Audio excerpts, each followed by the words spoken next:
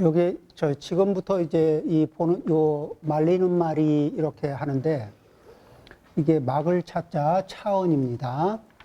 막는 말이. 그런데 자, 한번 읽어보겠습니다. 말리는 말이 다음이 없거늘 탐착이 그치지 아니하며 다음부터가 다음이 없거늘 애착을 끊지 못하며 이번 일만이 한정이 없건만 세상 일이 버려지지 아니하며 저 계획만이 끝이 없건만 끊는 마음이 일어나지 아니하는구나. 자, 여기 한번 볼까요? 그만하지 그러면 뭐라 그러죠? 그만하지 그러면 이것까지만 그렇죠. 또 그만하지 그러면은 다음부터 그러죠. 이번은 말고 다음부터 그러죠. 이렇게 우리는 왜 그러니까 그 위에 그 앞에서 일러주시는 말씀이 뭐냐면은 이게 사대가 곧 흩어져요. 오래 살기를 보장할 수도 없고 언제 죽을지도 몰라요. 이런 그런 상황인데도 그래도 이 욕망 앞에서 뭐라 그러냐면 이제 그만하시죠 그러면 그래도 욕망을 멈출 수가 없어요. 그러니까 뭐라 그래요? 이 다음부터 할게. 그러면서 다음은 자 이제 내일부터 하겠습니다. 그럼 내일이라는 거는 금생에 없어요. 내가 한평생을 살아도 내 한평생에 내일은 없어요. 내일을 만나보신 적 있어요?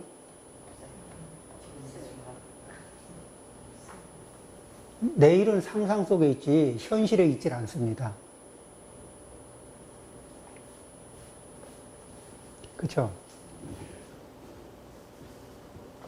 이게 교묘하게 나를 속이는 말이 내일부터.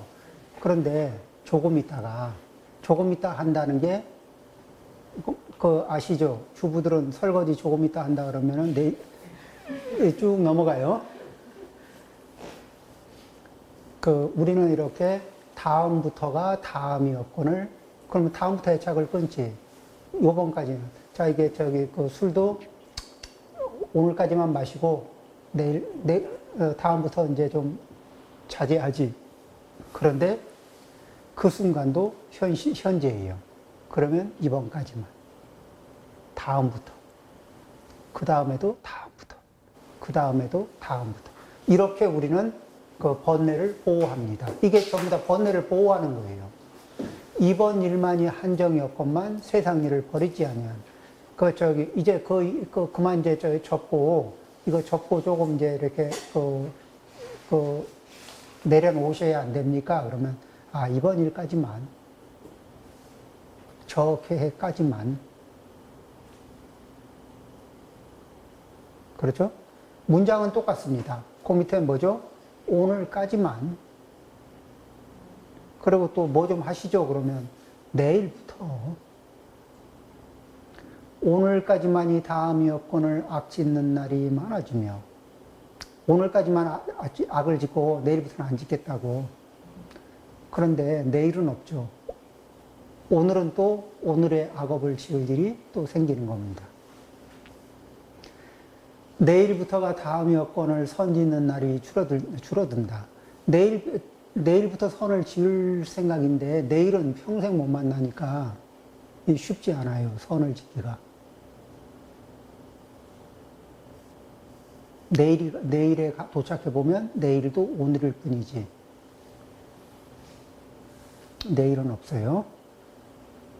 금년까지만이 다하지 않으니 한계없는 번뇌가 일어나며 내년부터가 다하지 않으니 깨달음에 나을 수 없음이로다. 자, 이렇게 하루가 됐든 한 달이 됐든 또는 1년이 됐든 그걸 단위로 해서 지금은 일단 하고 욕망과 상응하는 것을 일단 하고 그 다음에 꼭 해야 되는 거는 하루 내일부터 하든 내달부터 하든 내년부터 하든 하겠다. 이렇게 이제 계획을 갖거든요. 그래서 나도 다 계획이 있다고. 내가 안 하려고 하는 게 아니라고. 다 계획이 있다니까. 그런데 그 계획이 힘을 잘 발휘를 못 해요. 그래서 해야 할 일이 있을 때 어떻게 해요? 우선순위를 싹 바꾸고 그냥 하는 겁니다. 우선순위를 조정해서 꼭 해야 되는 것부터 하는 거예요. 요 문장은 조금 어려워요. 이게 차원부진이원을 탐착불이하며 제2무진이원을 부단 애착하며 차사무한이원을 세사불사하고 피모무제원을 절심불기로다. 이렇게 해서 이런 그 문장이 이 한문 문장으로만 보면은 그 뜻이 어지간히 잘 안 드러나서 조금 의역을 했어요.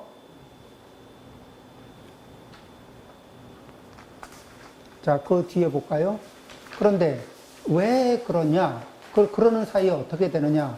아까 오늘 저녁에 죽을지 내일 아침에 죽을지 모르겠다 이렇게 얘기했잖아요.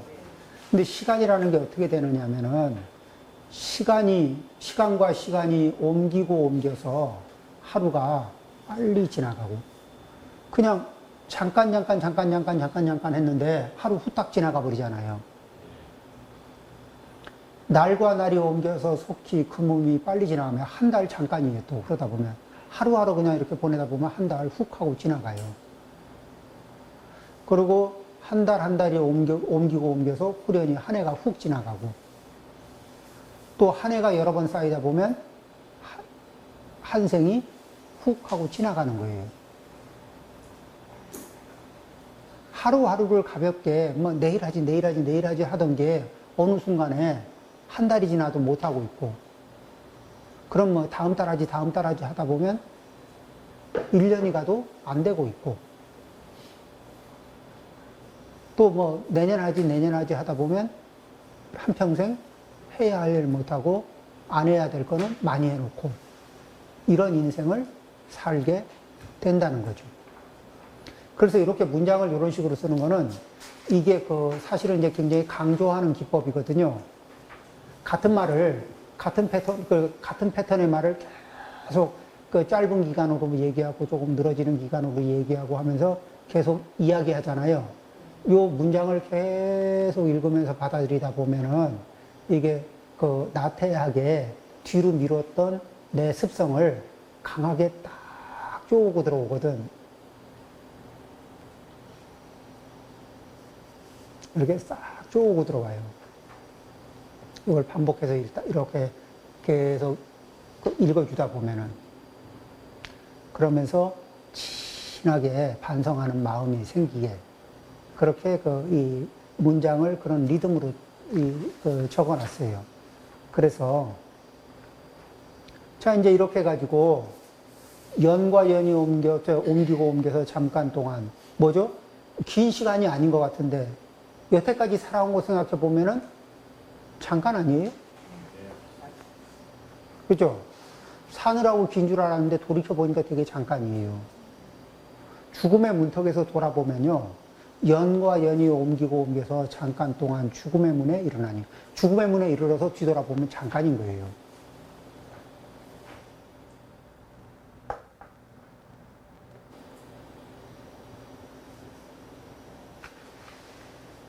자, 이제 그 대목에서 이제 연로해진 상태에서 이제 이게 패기만만하고 뭐든지 가능할 것 같던 그런 힘이 넘치고 있던 그런 시절에는 뭐 내일 하지, 모레 하지, 다음에 하지, 뭐 하지, 이렇게 해서 이제 훅 보냈거든요. 그러다가 이제 죽음의 문턱 앞에서 이제 몸도 말을 안 듣고 마음도 제 말을 잘 안 듣고 그러는 이제 이 쉽지 않은 상태에서 이제 바라보는 겁니다. 그러니까 부서진 수레는 움직이지 않는 것처럼 망가진 자동차가 잘 안 굴러가는 것처럼 부서진 수레가 이렇게 끌고 가려고 해도 뭐가 삐그덕거리고 또 이렇게 울렁거리고 하면서 잘 움직여지지 않는 것처럼 노인은 다 끌 수 없는 상태가 되리라. 그러니까 이제 뭔가를 열심히 해보고 싶어도 이게 정신도 좀 약해지고, 몸도 약해지고, 그래서 이런 게 있어요. 지금 이제 여기 이렇게 우리 같이 이 발심수행장을 읽고 계신 분들은 이게 특별한 게 뭐냐면 여태 계속 글을 읽어 오신 거예요. 그러니까 눈이 좀 시력이 떨어져도 요 글을 계속 같이 읽을 수 있거든요. 그런데 글을 꾸준하게 읽지 않았던 분들 있죠. 이런 분들은 연세가 들잖아요. 그러면은 시력이 비슷한데도 글을 읽을 수가 없어요. 읽으면 눈이 아파서 못 읽어요. 글을 보는데 이게 눈이 초점을 맞추면 굉장히 극심한 피로를 느껴요. 이게 통증도 느끼고. 자, 그래서 이 부서진 수레가 움직여지지 않는 것처럼 노인은 닦을 수 없는 상태가 되리라.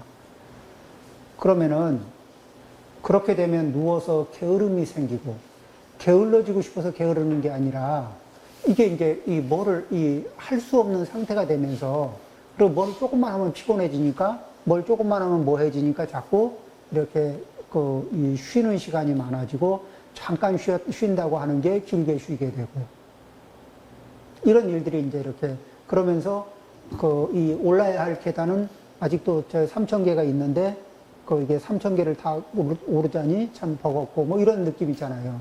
한 3개, 5개 오르다가 또 한 번 쉬고. 이게 이제 이게 젊어서는 그런 거를 쭉쭉 차고 올라가면서 마음 먹으면 오를 수 있었을 텐데, 그때 이제 그러면 어떻게 되느냐.